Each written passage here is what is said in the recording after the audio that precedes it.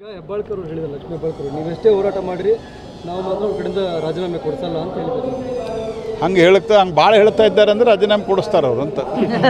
Sir ಈಗ ಕುಮಾರಸ್ವಾಮಿ ಅವರು ಕೂಡ ಮೇಲೆ ಇದ್ದಾರೆ, ನಾವು ರಾಜೀನಾಮೆ ಕೊಡುವಂಥ ಪ್ರಶ್ನೆ. ನೋಡ್ರಿ, ಕುಮಾರಸ್ವಾಮಿ ಅವ್ರದ್ದು ನಾನು ಹಲವಾರು ಬಾರಿ ಇದಕ್ಕೆ ಹೇಳಿದ್ದೇನೆ.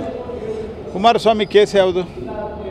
2008ರದ 2004, 5, 6ರಲ್ಲಿ ಅವರು ಮುಖ್ಯಮಂತ್ರಿ. ಅದಾದ ನಂತರ 13ರಿಂದ 18ರವರೆಗೆ ಯಾರು ಮುಖ್ಯಮಂತ್ರಿ ಇದ್ರ? ಯಾರಿದ್ರಿ? ಸಿದ್ದರಾಮಯ್ಯನವರು.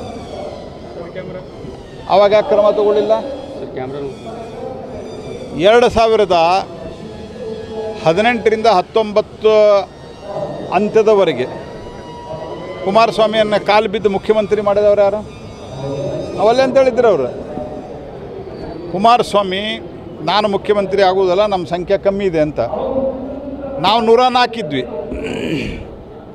ಎಲ್ಲಿ BJP ಬಂದುಬಿಡ್ತಂತ ಕಾಲಿಗೆ ಬಿದ್ದು ಕುಮಾರಸ್ವಾಮಿಯವರನ್ನು ಮುಖ್ಯಮಂತ್ರಿ ಮಾಡಿದ್ದಾರೆ ನೀವು.